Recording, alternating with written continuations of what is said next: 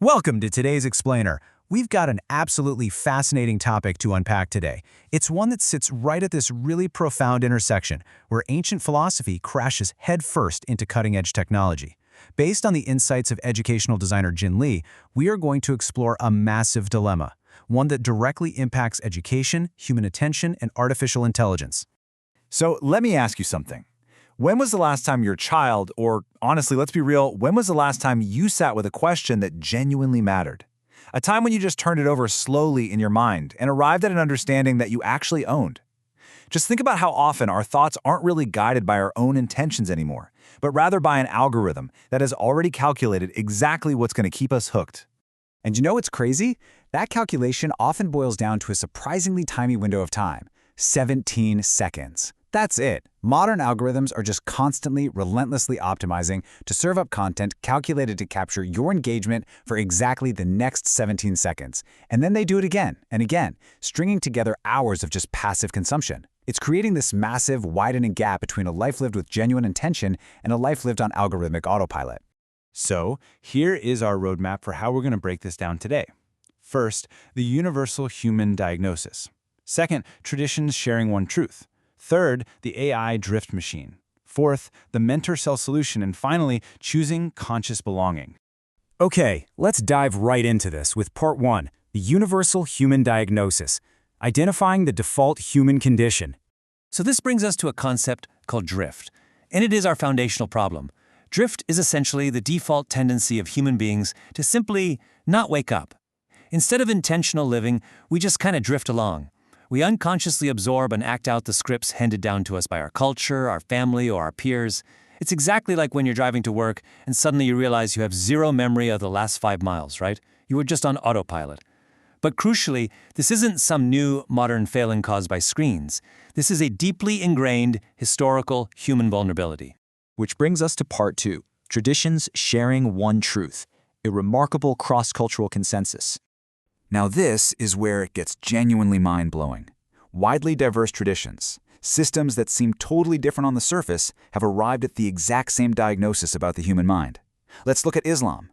They identify the drift state as ghafla, which means heedlessness or distraction, and the awakened state is taqwa, conscious, intentional awareness.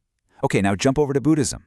Here, humanity is trapped in avidya, this ignorant, unconscious craving, and the entire goal is sati, waking up to examined understanding. And astonishingly, secular science says the exact same thing. Modern cognitive science warns us about System 1, our automatic, reactive processing, and it challenges us to develop System 2, which is deliberate, metacognitive thinking. I mean, think about that. Monks, mystics, and modern neuroscientists are all pointing at the exact same underlying problem. And this pattern recognition extends literally everywhere. You look at Christianity, contrasting the conformed life with the transformed life. Judaism speaks of teshuvah, consciously turning back to your best self. Hinduism warns of Maya, the veil of illusion. Look, these traditions might disagree profoundly on the fundamental nature of the cosmos, but they share this massive, undeniable consensus. Our default setting as humans is unconscious drift, and the absolute highest task of education is to help us transcend it. Moving on to part 3, the AI drift machine. The ancient problem meets its ultimate adversary. So historically speaking, the enemy of intentionality was just occasional social pressure, right? It was community conditioning that kind of shaped you over time. But today that environment has been fully industrialized. Algorithmic AI is ambient. It runs all day, every single day, right in our pockets. And it is continuously optimizing for emotional capture. The ancient problem of drift has just been weaponized. As educational designer Jin Lee so powerfully puts it, it does not care whether the content is true, good, or beautiful. It cares whether the next 17 seconds of content will be consumed. Let that sink in for a second. The system is not trying to teach, it is trying to capture. We are currently raising children inside the single most powerful unconscious drift manufacturing system that has ever been built. So what do we do about it?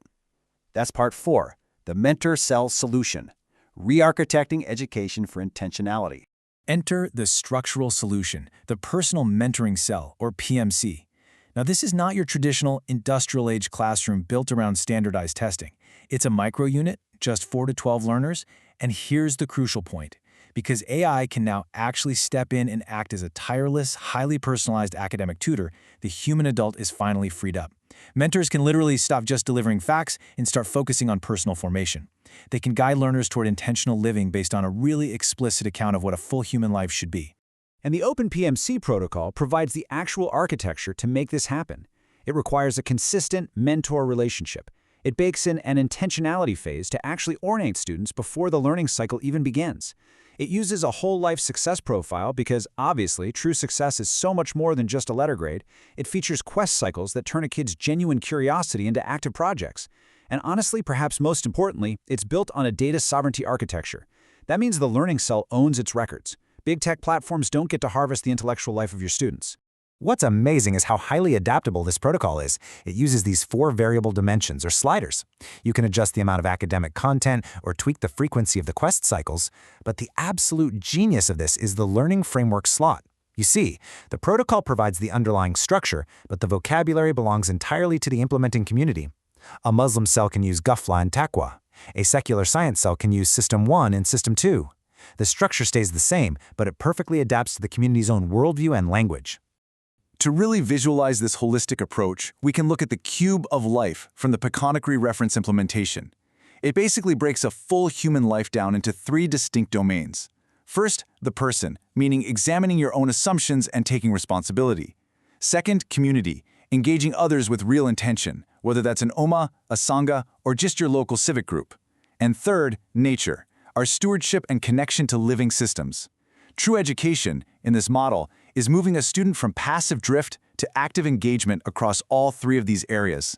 Which leads us to our final section, Part 5, Choosing Conscious Belonging. Waking up to the tradition you inherit. Ultimately, this whole journey is about conscious belonging. It means moving away from passive inheritance and stepping into genuine examination and intentional choice. Think about it. What really is the difference between someone who holds a secular or a Muslim or a Buddhist worldview just because they happen to be born into that environment versus someone who holds it because they genuinely examined it and chose it with open eyes? Well, that is the exact difference between drifting and living intentionally. Look, AI certainly didn't invent the problem of drift, but it absolutely has made the cost of leaving it unaddressed way too high for us to ignore anymore. So I want to leave you with a final, slightly provocative thought. As you go about the rest of your day today, I want you to really look at your habits, look at your phone, look at your children, and ask yourself, how much of your attention is genuinely, intentionally chosen, and how much of it is simply being served up to you by an algorithm? Thriving in the age of AI means waking up from the drift is no longer optional. Thank you so much for joining me for this explainer, and I truly hope this sparks a brand new sense of intentionality in how you view your own mind.